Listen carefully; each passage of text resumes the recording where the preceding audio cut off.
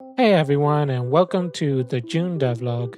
With my school year finally over, I can now work much more on both of my games. A quick reminder, remember to subscribe if you're interested in what I'm doing. I'm working on two games, and if you're not into the longer videos like this one, I also post shorts on my channel. So your subscription would be greatly appreciated.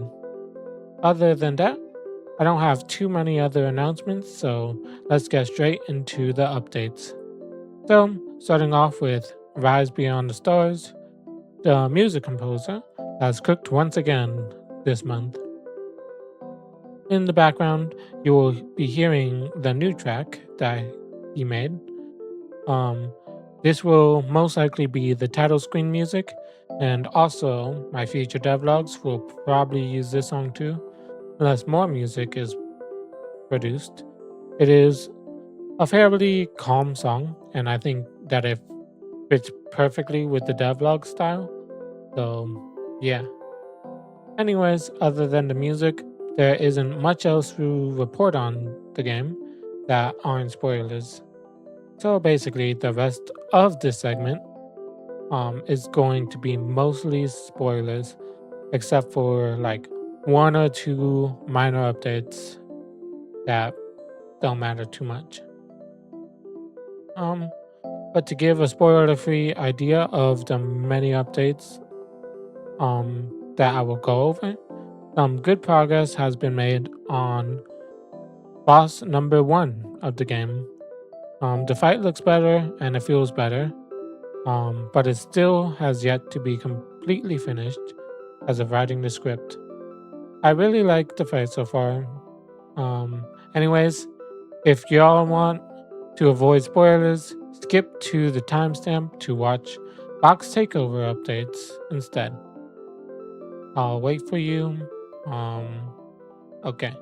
If you're still here, I'm gonna go over the very few boring points before getting into the boss. Basically, I'm working on a rework of the room system, which basically consists of one map that is unloaded and reloaded during room changes. This allows enemies to stay dead between rooms, which was the main issue I was having with the way I previously set up the multiple rooms. Um, so we will see how this new system works in the future. I haven't had that much time to mess with it yet, because I've been focusing on the boss mostly. Anyways, also the player hitbox has been adjusted so they're less likely to hit the head on the ceiling, especially during a hook, where if you want to like jump off a hook, it was very common that you would bump your head if you're close to the ceiling. Now, with those updates, we can finally get to the boss. First point of business, I renamed the boss to Mr. Stone. Whether this stays or not depends. This is like the fourth name change, but I like Mr. Stone. Because there's Little Stone and there's Mr. Stone, I think Mr. Stone just fits the vibe better. Anyways, if you couldn't tell in the background footage, the fight looks different than last month. First thing you'll notice is that the room is much darker and the lighting in that specific room has been added. This is the ambience, so it feels cooler when fighting the boss. Next, the flame pillars now have a sprite along with other effects like particles and lighting, because it's fire. Another change with the flame pillars is they no longer awkwardly go off the screen, and they stop if they have no more room to go. And lastly, they only deal damage when fully formed for fairness reasons. So basically, there is a very, very small period where they don't deal damage. Moving on, the falling boulders now have a sprite and leave a trail of rubble behind.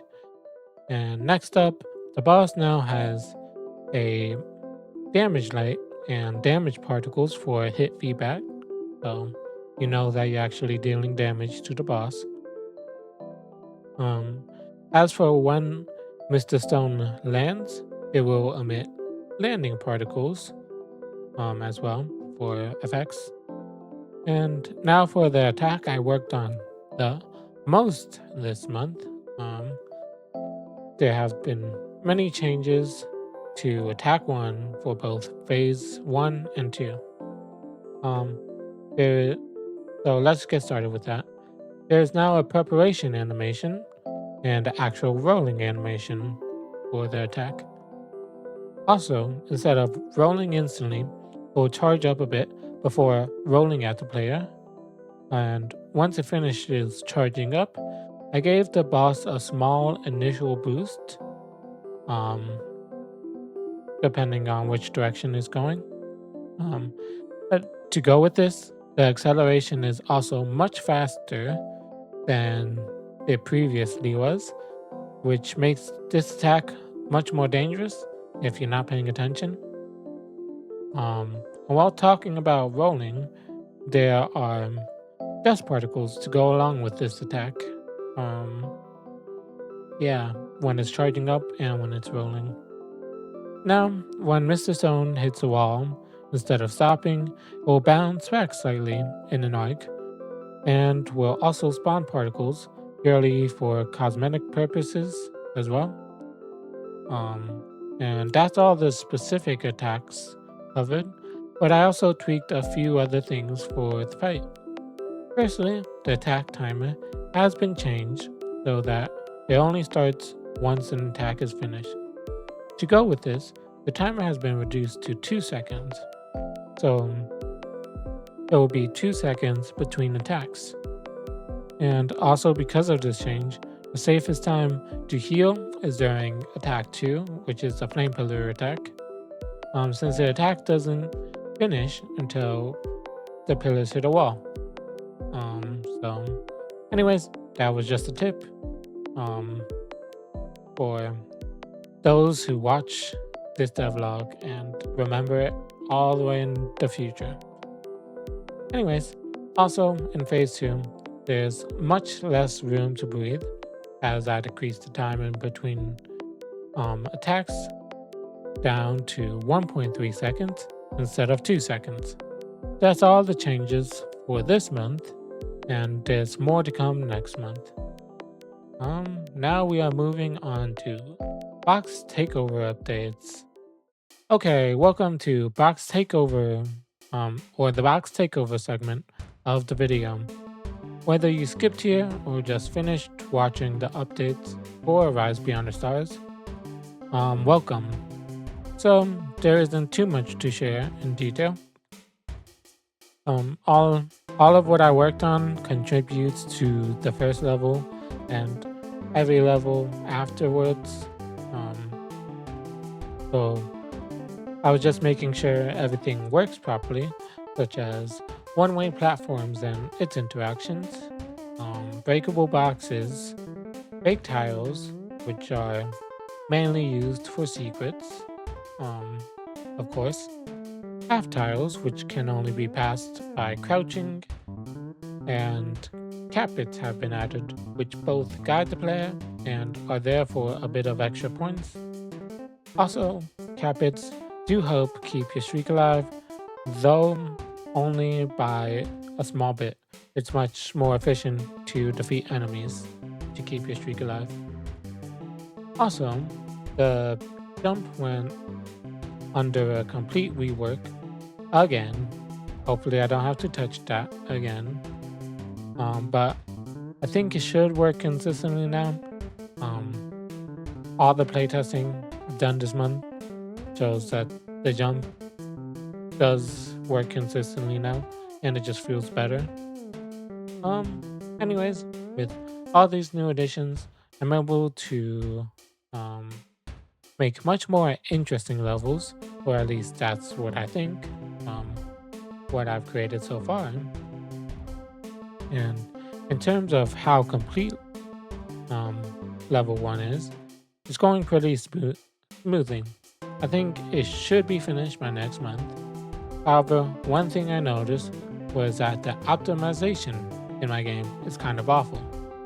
And once the level got big enough, it started lagging like crazy. And I blame the second enemy for that, but that's besides the point.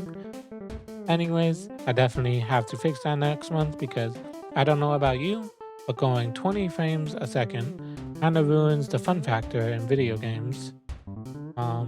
So I think I do have a solution to fix that. I will try next month, but only time will tell. Anyways, that is all I want to share for Box Takeover, so that marks the end of the video. Stay tuned for next month where even more progress is going to be made on my 2 games.